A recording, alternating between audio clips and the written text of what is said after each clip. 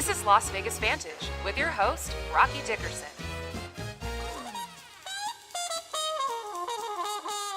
Hi, I'm Rocky Dickerson with Realty One Group.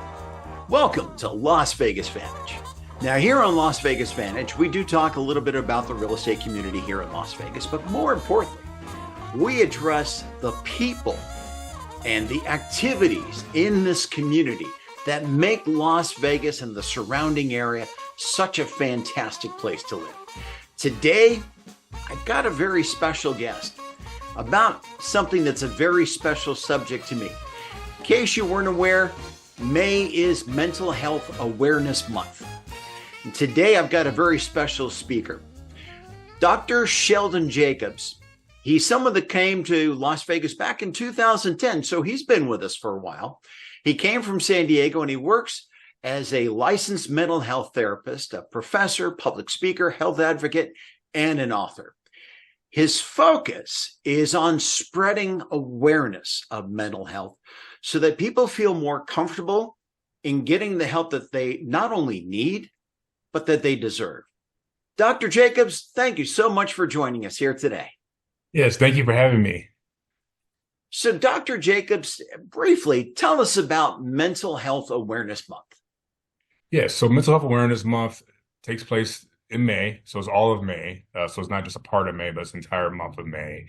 And the importance of May Mental Health Awareness Month is just that, it's spreading awareness on the importance of mental health, and really just trying to explain to everyone how important our mental health is. And so I think during the month of May, you'll see a lot of advocates, a lot of mental health providers talking about the importance of mental health. So there'll be a lot of events going on around the Valley as it pertains to mental health, with the hope of spreading more awareness, as well as increasing literacy as it pertains to mental health. Sure, because really, in my opinion, spreading awareness is highly important. Wouldn't you agree? Yes, it is. It's very important because it's hard to intervene without the awareness. So without knowing, it's hard to get necessary help that you need, or to know where to turn to if you're struggling with a crisis or a mental health related situation. So I think awareness is very important. And in my opinion, we should be talking about mental health every month of the year versus just the month of May. I agree. And some people have a challenge finding access to mental health, but that's getting better in the Valley, wouldn't you think? Yes, it's getting better. We still have a long ways to go, but we're doing better in terms of when it comes to the legislators, the different legislators across our state who are recognizing the importance of mental health. So they're making it more of a priority when it comes to certain bills that are being passed or that are being considered as it pertains to like access and parity. And so we're getting there slowly but surely. But again, there's still a lot of work to do. But I'm glad that we are in the place that we're in, because we're definitely making some progress as it pertains to making mental health something that everyone has equal access to. Sure.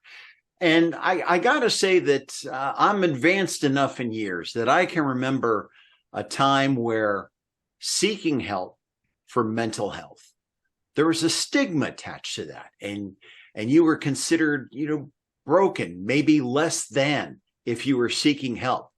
Are we seeing that changing now in the culture?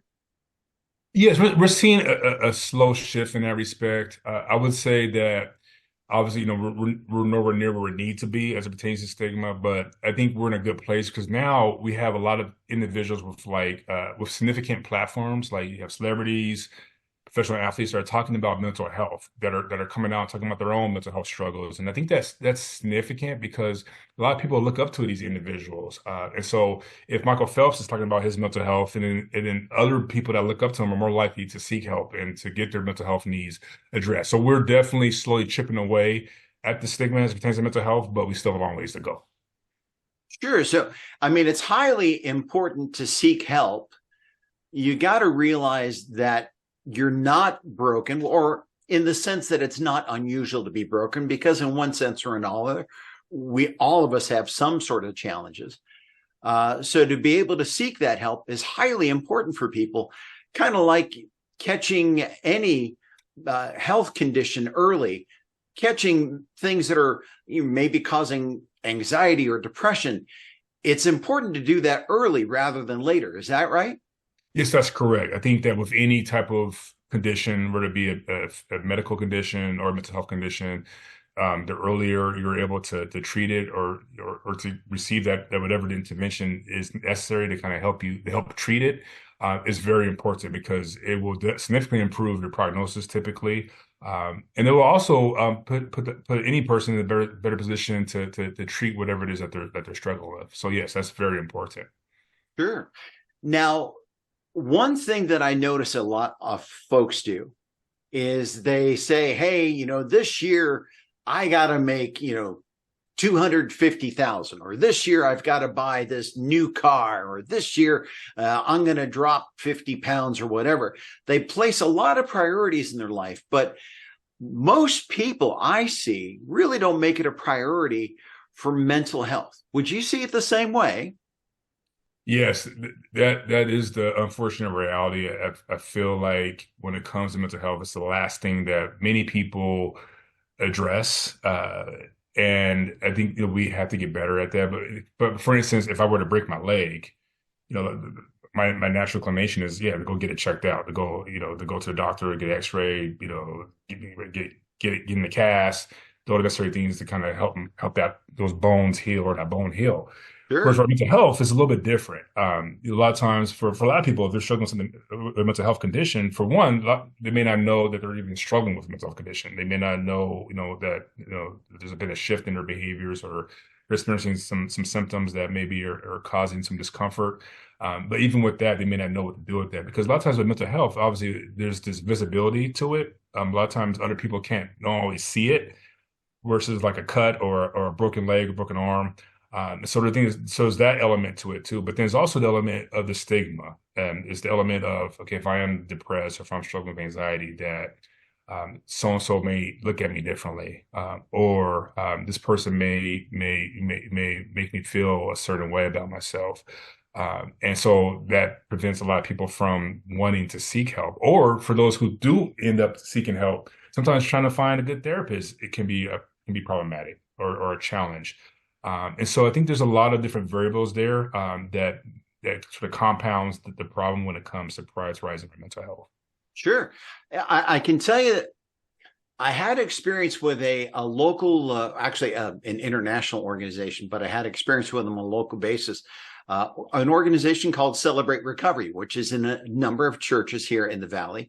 And I actually went there one time because a friend of mine said she was picking up her 90-day chip. She wanted me to cheer her on. So I went and cheered her on. And it was really educational. It was a great experience.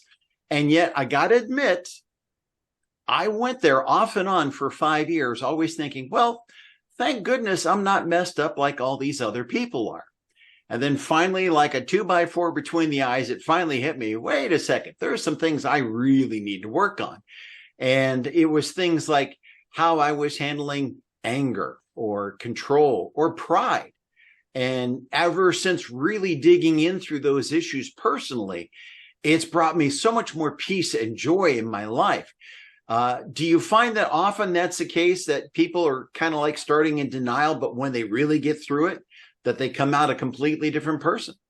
Yes, I think denial is a real thing, and I also think that connection is also a very real thing. So I think that if somebody is coming in for help, especially if they're seeing like a therapist and they have a good connection, a good relationship with that therapist, I think that creates that level of security, safety, comfortability.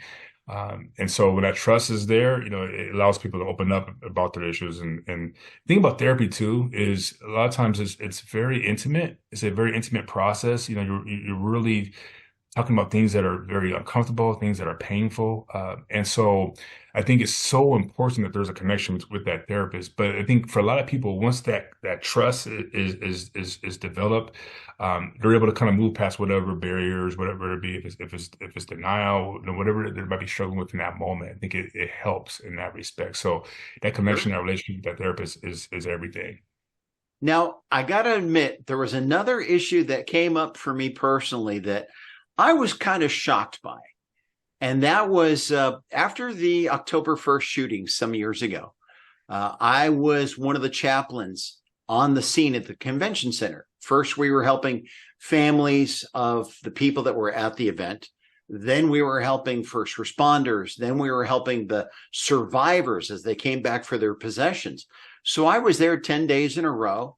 And what I wasn't expecting is that I found myself a few months later experiencing symptoms of PTSD. Now, I would have thought, okay, yes, if I'm at the event, I can understand feeling PTSD. It didn't make sense to me that here I wasn't even at the event, but I was experiencing these symptoms. And someone explained to me that sometimes PTSD is like that. It doesn't necessarily make sense. And, most people might think that PTSD is just for war veterans, but PTSD can be experienced by many more people. Is that right? Yes, that's correct. And we in the clinical world or mental health world, we have a term called vicarious trauma. So if somebody's talking about their own trauma, sometimes that trauma can be sort of transmitted onto the somebody else, whether it be if it's a therapist. We have this proclivity to take some of that on if we are working with a client that has endures severe trauma. It's easy for that trauma for you to kind of to take on that trauma, if you will. And so I think that yes, that's a very real thing. And it goes to show you just the power of trauma. Not that event, that October 1 shoot. I mean, it impacted the entire community. Even if you weren't there, like you said, I mean, you probably felt something or knew somebody who had been there. And so even in that respect, that there was could have been some vicarious trauma that you took on, or that I took on, or that anyone in the community took on. And so so that's a very real thing. And a lot of people don't understand that or don't realize that until it happens to them. And so yeah, that is a very real thing. Well, I tell you what, this is obviously a very important subject, but let's get a little bit more lighthearted. Let's talk about your experience living in this Las Vegas community. Now, one of my favorite questions for people that have been here for some time is, what is your favorite only in Las Vegas experience that you've gone through personally? So tell me, Dr. Jacobs, what was yours? So mine was, I would say, so it's kind of two. So the first one, I mean, it's just when I first moved here, going into the grocery store and seeing slot machines in the grocery stores, and like, wait a minute, am I seeing things? So that was the first thing that caught my eye. But the second thing was, I was at a fight party. So it was a pay-per-view boxing match. I think Floyd Mayweather was fighting in the main event, and I'm sitting down. It was at this condo complex on the strip. Okay. And all of a sudden, Michael Jackson's father, Joe Jackson, comes up and sits next to me. And I'm like, this is Michael Jackson's father. This was some years ago. This is probably, I think I probably lived in Las Vegas for maybe 2 years at that time. Okay. And so, yeah, so that was something that sort of caught me off guard. But then come to find out that he was living in Las Vegas. And so, I put two and two together. There you go. Well, how about any favorite Las Vegas restaurants? Oh, so many. One of my favorites, so my wife likes, she's into Thai food. So I wasn't really into Thai food until I moved to Las Vegas. Okay. But Lotus of Siam is one of our favorites. Right. They have multiple locations now. So it's even easier to get to them, which is great. Do you think what else? And there's so many great restaurants here.